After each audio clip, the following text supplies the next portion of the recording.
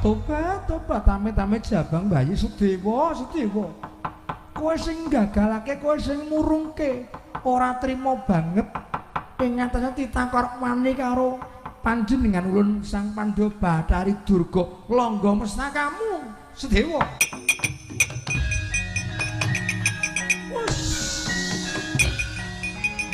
Waduh.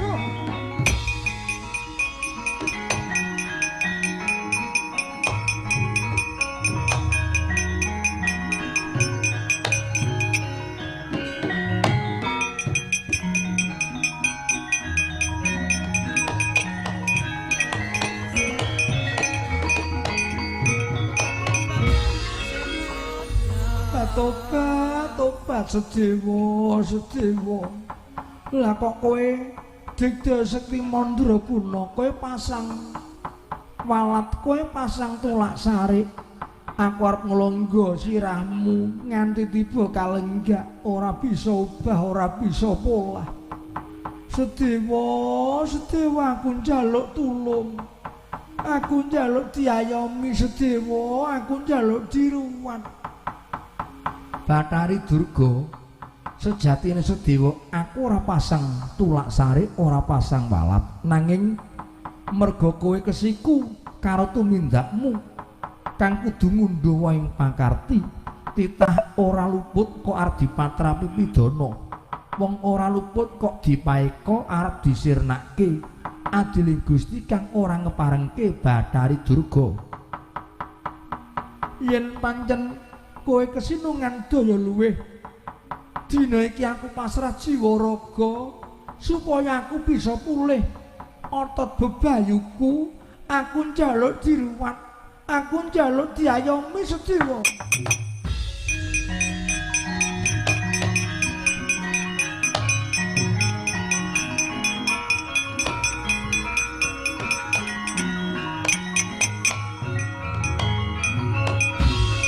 Bathari Durga, nggonmu mandeng aja nganggo netra lair, nanging nggone mandeng nganggo netra permana jati, supaya mengko ngerti sejatining wujud.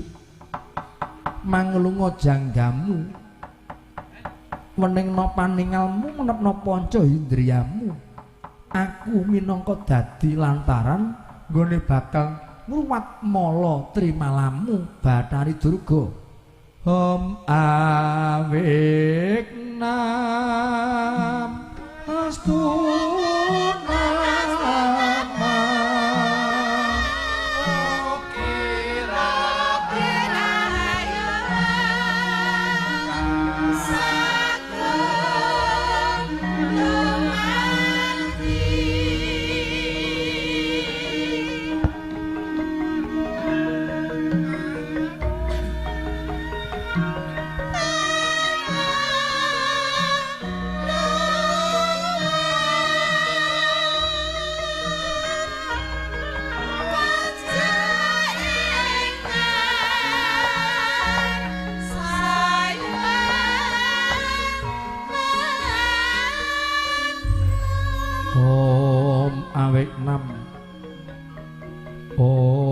awik nam astuna masidam mugi rahayu. Om awik nam astuna masidam mugi rahayu. Om astuna masidam mugi rahayu.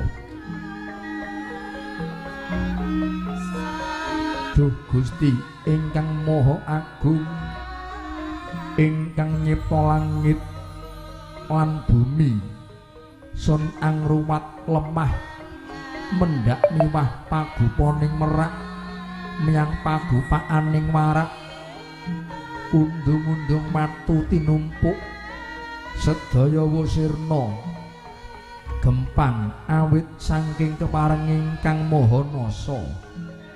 Ing aran dandang bangu kolik lan tuhu, aja nujuk jalma, nujuk dosa memala, nujuk beka sengkala, nujuk kabeh bilai, nucuka saking lelara lara geng lara wigena sun angruwat sampurnaning tanem tuwuh duh Gusti kang maha suci kang nguwasani langit lan bumi miwah kang nguwasani sagung palawija pala kesimpar pala gumantung pala kependhem miwah sarwa wiji sakalir ingkang kena beka sengkala kesampar kesandung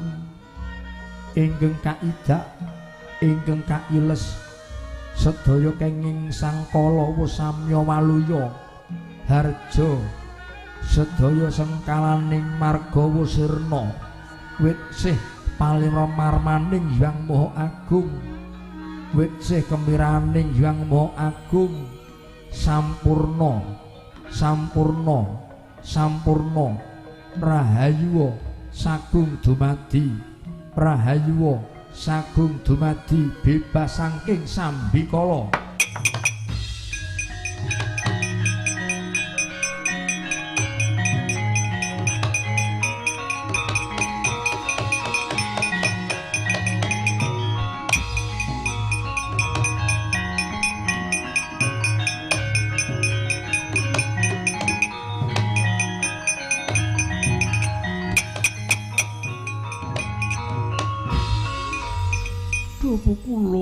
pukulun ngaturaken agunging panuwun ingkang tanpa pepindhan dene paduka pukulun sampun kepareng angruwat mala trimala kula satemah sukerta ingkang kasandang dening ingkang garwa sekawit kula wujudipun widodari Bathari Uma raning dipun anggep lepat mila ingkang garwa kula dipun sotaken dados ratuning kajiman ratuning berkasaan pukulun ngaturaken panuwun pukulun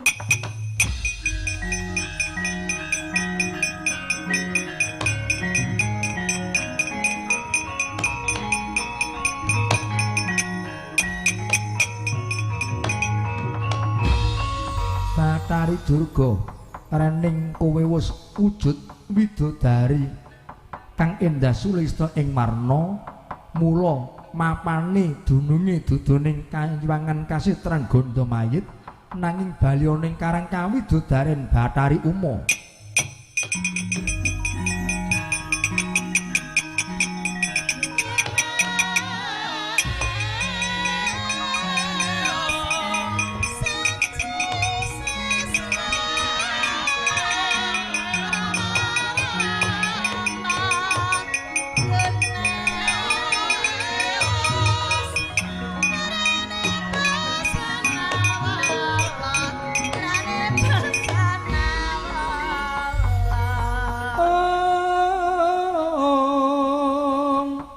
Dewaya nuntun aprangsaya kang samya sarasaran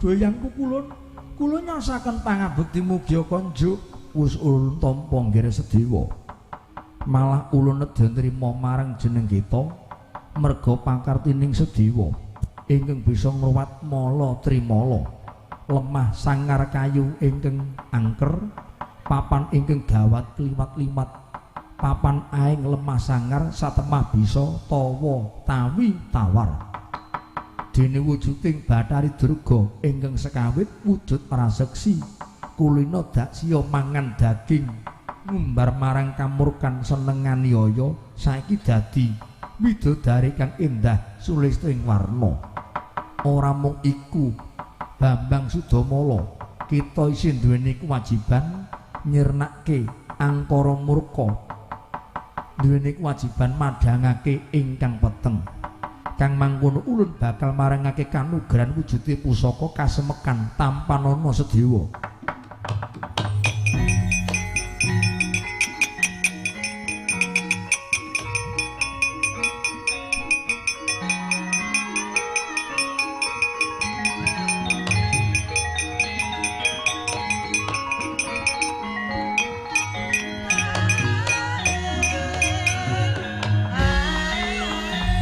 ngaturaken panuwun Eyang Pukulun lantaran pusaka iki sing peteng padangna. Sing peteng padangna sing ganjil supaya dadi jangkep ulun kandhara ing kayangan nggih.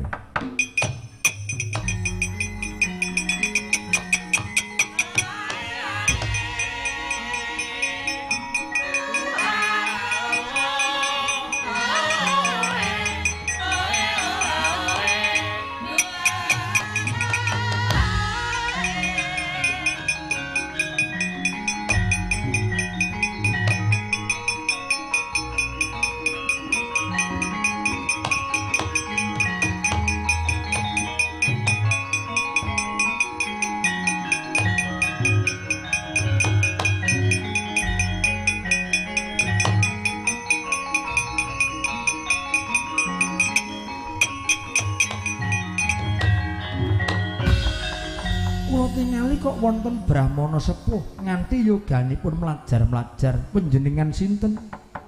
Raden nderek nepangaken nggih Raden. Nami kula pun Begawan Tambaramerta.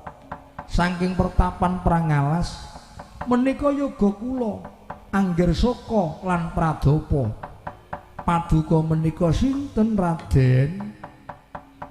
Nderek nepangaken penemban nami kula pun Sedewa inggih pun Bambang Sudamala. Kok mlajar-mlajar wonten menapa? Kula nyuwun pengayoman, kula nyuwun gesang. Anak kula dipun tresnani Ratu Buta jalma yaksa nanging boten purun. Mila lajeng dipun bujung-bujung. Kula pasrah jiwa raga Raden yen panjenengan saged nyernaken jalma yaksa. Kula titip yoga kula saka Pradapa badhe kula pasrahaken paduka Raden Sedewa.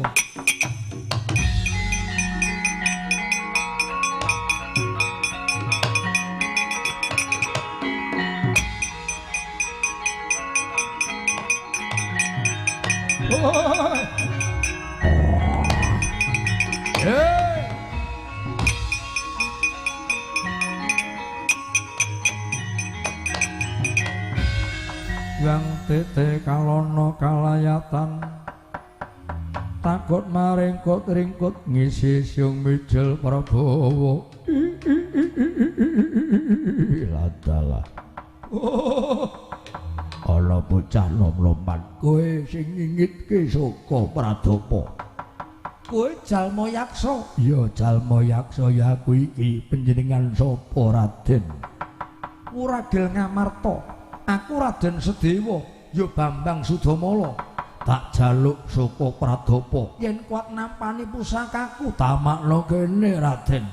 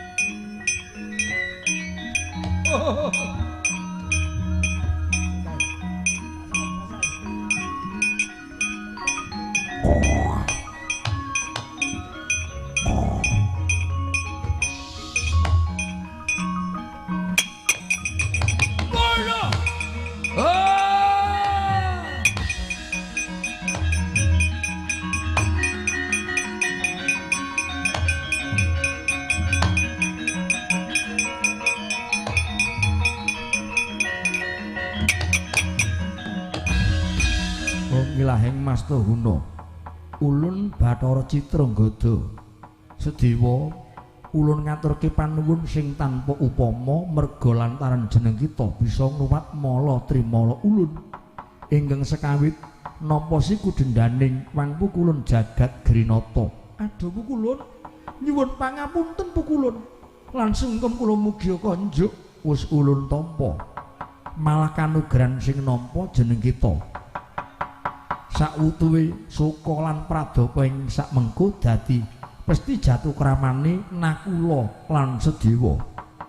Sepisan maneh yogane Begawan Tambaramerta arane Soka lan Pradapa tetep lestari dadi sisihane Nakula lan Sedewa ulun kandhara ning kayangan.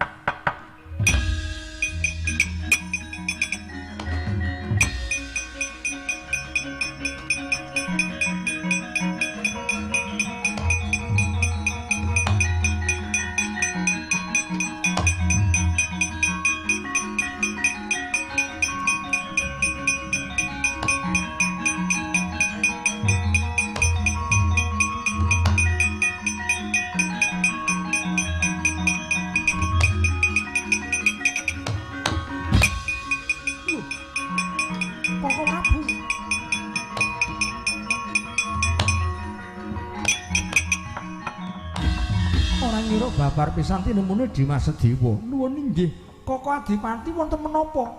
Kok ngantos dawah kalunggak? Dimas pun kakeng njaluk tulung.